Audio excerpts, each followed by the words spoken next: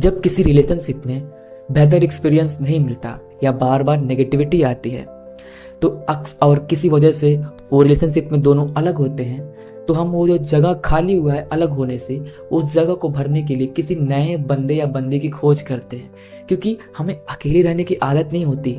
और जब हम अचानक से किसी से अलग होते हैं तो वो जो जगह खाली हुआ है ना, जिससे हम अपनी बातें शेयर करते थे, फीलिंग्स शेयर करते थे, वो किसी और नए बंदे या नई बंदी को ढूंढते हैं ताकि हम अपनी फीलिंग को शेयर कर सकें, क्योंकि अकेले रहने की आदत नहीं है।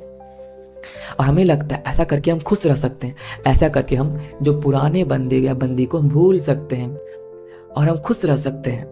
पर एक बार जरा सोचो, जो नया बंदा या बंदी आपकी ज़िंदगी में आया है, उसकी क्या गारंटी है कि वो आपका साथ देगा? अरे इसकी तो और गारंटी बनती है कि वो आपको छोड़ेगा। क्यों? क्योंकि आपने जल्दबाजी में फैसला लिया है, आपने उसका गुण और अवगुण देखकर उसको अपनी ज़िंदगी में नहीं आने दिया है, बल्कि आपको तो बस एक ऐसा जगह, आपको तो जगह भरना था। जो आपको बंदा या बंदी आपको छोड़ के गया है, उसको तो आपको बस उसकी जगह भरनी थी। आपको तो वो ऐसा बंदा चाहिए था जिससे आप बस अपनी फीलिंग शेयर कर सकें, जिससे आप अपनी बातें कर सकें। इस वजह से आपने उसको चुना है, और इसकी तो बहुत सी गारंटी बनती है कि आगे चलकर आप दोनों अलग ही होने वाले हो, क्योंकि आप दोनों में प्रेम नहीं था। आपने तो बस उसे इसलिए चुना है ताकि आप उसे अपनी फीलिंग शेयर कर सको, अपना दुख बता सको और अपने दुख को छुपा सको किसी नए बंदे या बंदी से। और जिस एक बंदे की जगह भरने की कोशिश में आप दूसरे बंदे के साथ गए हो, अगर उसने भी आपका साथ ना दिया तो क्या आप तीसरा की तलाश करोगे? अगर तीसरे ने भी साथ ना दिया तो क्या आप चौथे की तलाश करोगे? और कब तक ये सिलसिला चलता रहेगा? और आप कब तक किसी के पीछे भागते रहोगे? और क्या ये सही फैसला है? तो मेरे नज़रिए में ये सही फैसला नहीं है। आपने किसी एक बंदे के जगह को भरने के लिए किसी दूसरे बंदे का सहारा लिया। इसमें आप खुश नहीं रह सकते, और इस रेस में आप कभी जीतोगे भी नहीं। आप बस इस रेस में भागते रह जाओगे और आपको कभी सुकून भी नहीं मिलेगा। जिस वक्त आप किसी बंदे से या किसी इंसान से आप अलग हुए हो, उस वक्त किसी और इंसान के साथ नहीं जाना है। और उस वक्त तो आपको अपने साथ ठहरना है।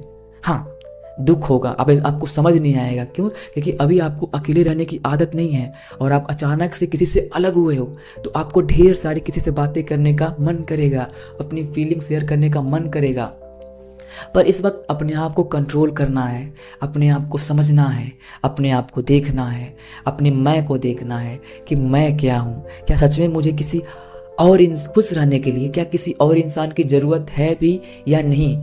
मुझे अपनी फीलिंग किसी को शेयर भी करनी भी है या नहीं? क्या सच में मैं किसी को, जब मैं अपनी फीलिंग शेयर करती हूँ या करता हूँ, तो क्या सच में कोई इंसान उस फीलिंग को सुनता भी है या समझता भी है या नहीं?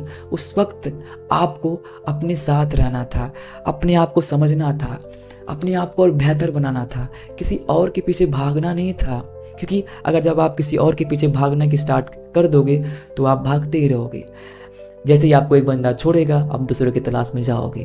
जैसे दूसरा बंदा आपको छोड़ेगा, आप तीसरे की तलाश में जाओगे। और ये रेस बहुत ही घटिया है। इसमें आपको सुकून नहीं मिलेगा, इसमें आपको चैन नहीं मिलेगा, इसमें आप हमेशा परेशान रहोगे, आपको सुकून मिलेगा ही नहीं।